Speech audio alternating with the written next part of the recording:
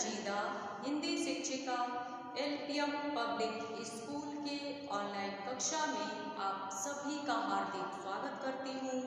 प्यारे बच्चों, आज हम सब अपनी पाठ्य पुस्तक परिवेश के कक्षा 6 के प्रकरण है बल्लू दादा को छुड़ा लिया गया नामक कहानी को पढ़ेंगे, जो कि पाठ 2 में है। तो ठीक है, चलिए आज की कक्षा आरंभ करते हैं। देखिए बच्चों, यह एक छोटी सी कहानी है। इस कहानी का मुख्य पात्र जो है बल्लू दादा एक हाथी है। एक हाथी होता है मुख्य पात्र, जो कि बल्लू दादा नाम का एक हाथी होता है। जब जंगल के सभी जानवर काम पर जाने लगते तो बल्लू दादा उनके बच्चों का ख्याल रखते थे। दिन भर सब बच्चे बल्लू दादा के साथ खेलते, शाम को वे घर चले जाते थे। एक बार इस कहानी में यही बताया गया है, कहानी को आप लोग ध्यान से सुनिएगा। एक बार बल्लू दादा को कुछ शिकारी पकड़कर ले गए। पहले तो सभी जानवर बहुत परेशान हुए, लेकिन फिर उन्होंने बुद्धि से काम लिया। सभी ने मिलकर बल्लू दादा को छुड़ा लिया और मंत्री खरगोश जो था वो मंत्री था, उसने एक तरकीब निकाली और सभी जानवरों ने मिलकर उस तरकीब को अंजाम दिया और बल्लू दादा को छुड़ाने में सफल हो गए। यही इस कहानी का सारांश है। चलिए इस कहानी को थोड़ा सा विस्तार से हम लोग पढ़ते हैं, ठीक है? ध्यान से सुनिएगा। एक बार की बात है, बल्लू दादा पर सभी जानवरों को इतना ज्यादा भरोसा था। आप सभी को पता चल गया कि बल्लू दादा एक हाथी का नाम है, जो कि इस कहानी का मुख्य पात्र है और वही जंगल के सभी जानवरों की देखभाल करते हैं। तो देखिए इस कहानी में दिया है, बल्लू दादा पर सभी जानवरों को इतना ज्यादा भरोसा था कि जब वे काम पर जाते तो अपने बच्चों को उनके पास छोड़कर जाते थे। बल्लू दादा को बच्चों से बहुत प्रेम था और बच्चे भी बल्लू दादा से बहुत प्रेम करते थे। उनका घर नदी के किनारे था।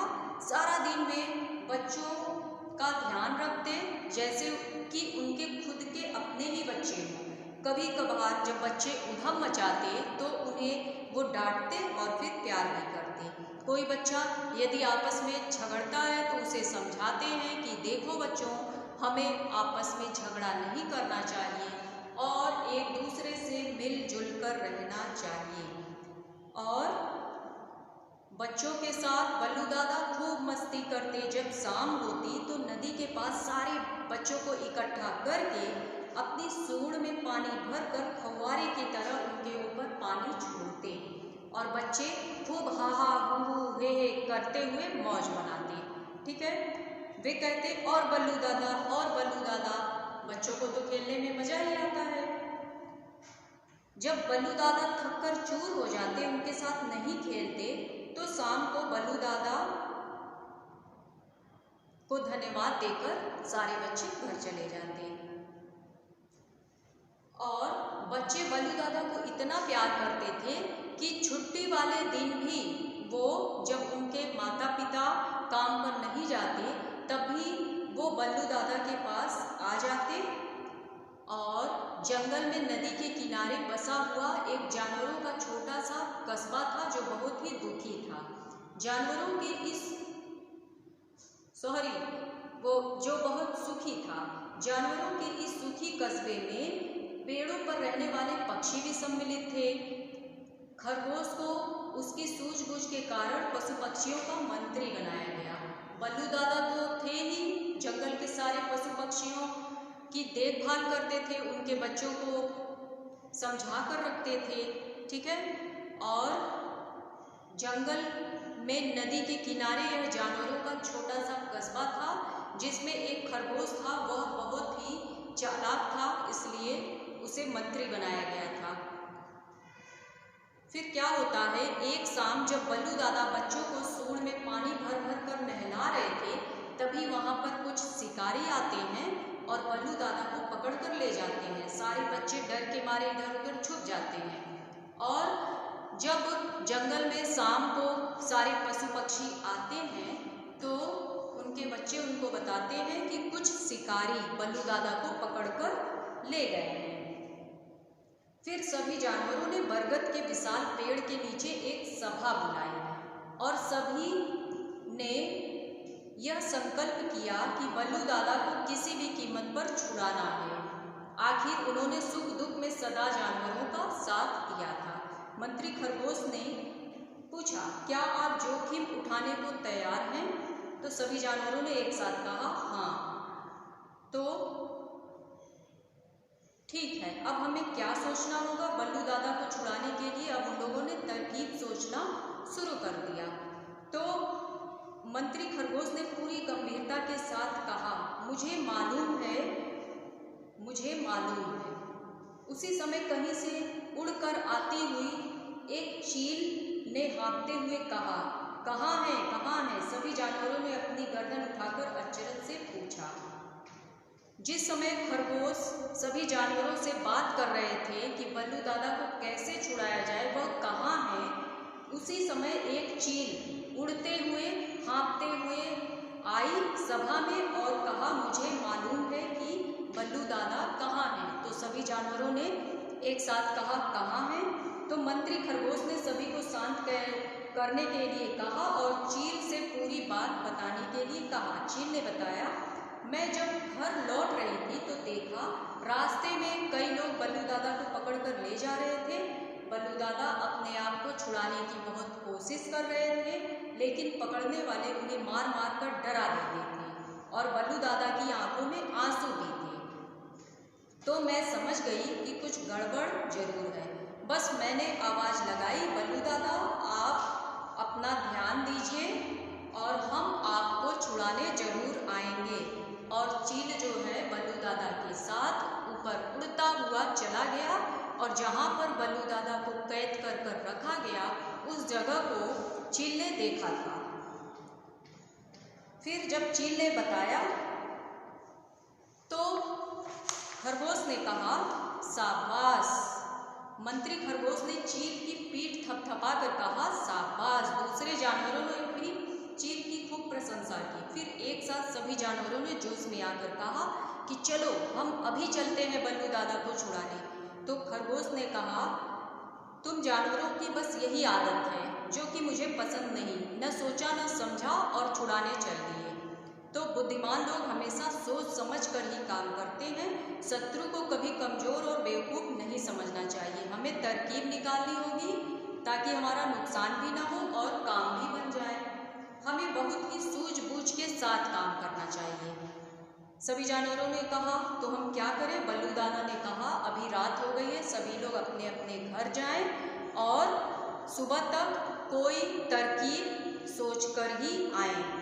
फिर हम लोग एक साथ बैठकर बात करेंगे, उसके बाद चलेंगे बल्लू दादा को छुड़ाने। इसके बाद सारे जानवर अपने अपने घर चले जाते हैं और जब सुबह होती है तो सभी पशु पक्षी उस बरगद के पेड़ के पास आते हैं और बात होती है कि बल्लू दादा को कैसे छुड़ाया जाए। और सारे जानवर इतने परेशान होते हैं, खरगोश देखकर समझ जाता है, पूछता है क्या कोई तरकीब सूझी? सारे जानवर चुपचाप से बैठे रहते हैं। तो फिर खरगोश कहता है कि देखो वहाँ बल्लू दादा अकेले हैं, ठीक है, मैंने तो उन्हें, तो चील बोलता है, मैंने तो उन्हें अकेला ही देखा था और उनके पैरों को मोटे मोटे रस्सों से बांध भी रखा था। तो खरगोश कहता है ठीक है। मंत्री खरगोश जब रात भर सोच लेते हैं तब वह विचार करते हैं कि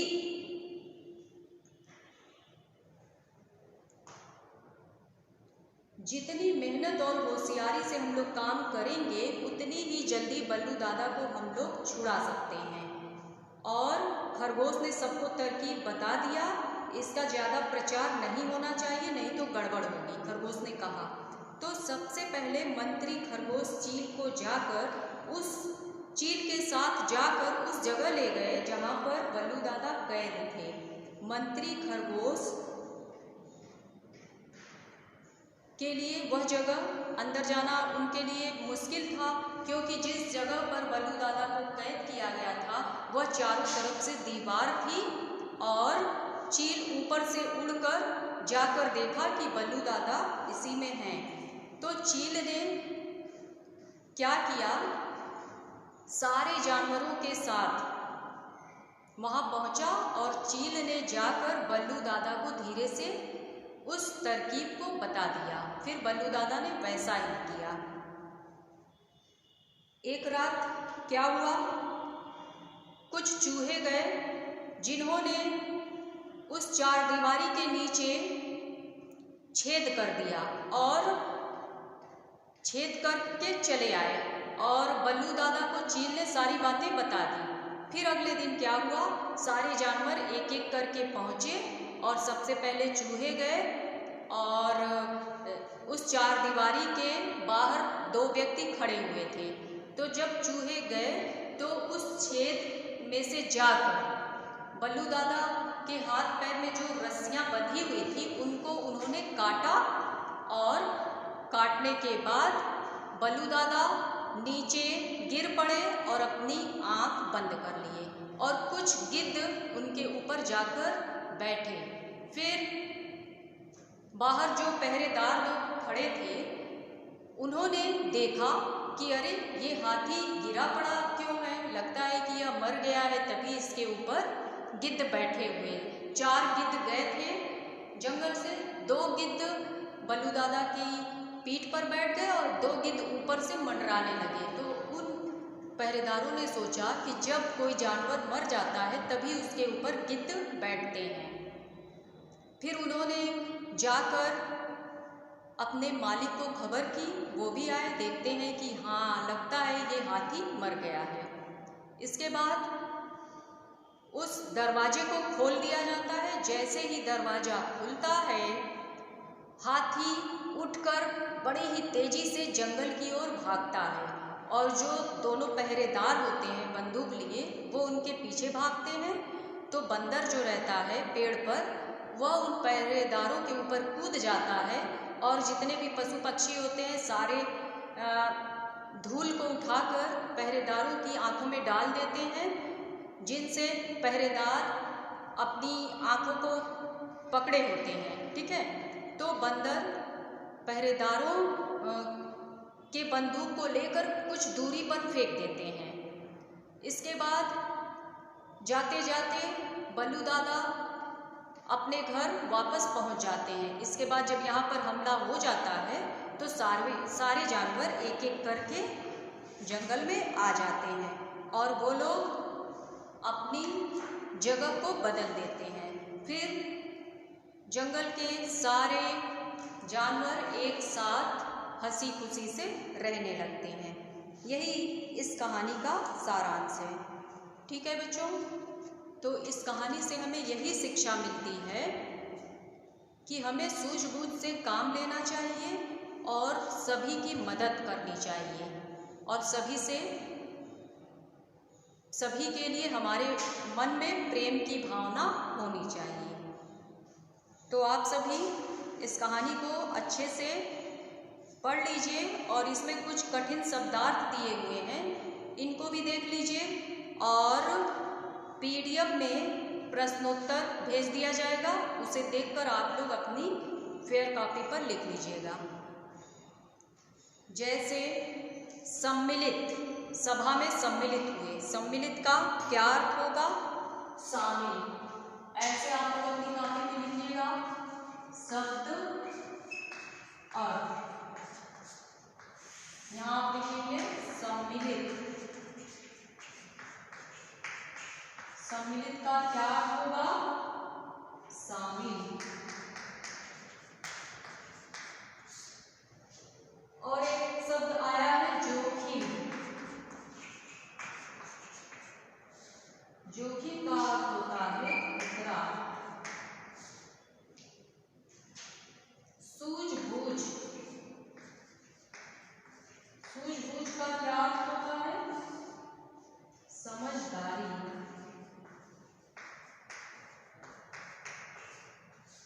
जैसे कि सभी जानवरों ने कहा चलो हम लोग अभी चलते हैं और बल्लू दादा को छुड़ा लाते हैं, तो जो मंत्री खरगोश होता है वो कहता है कि नहीं, हमें सूझबूझ से काम लेना चाहिए, मतलब समझदारी से काम लेना चाहिए। तरकीब, एक शब्द आया है तरकीब। तरकीब का अर्थ होता है युक्ति, उपाय, ठीक है। निर्णय, निर्णय का क्या अर्थ होता है? निर्णय का अर्थ होता है फैसला। निर्णय का क्या अर्थ होता है? फैसला।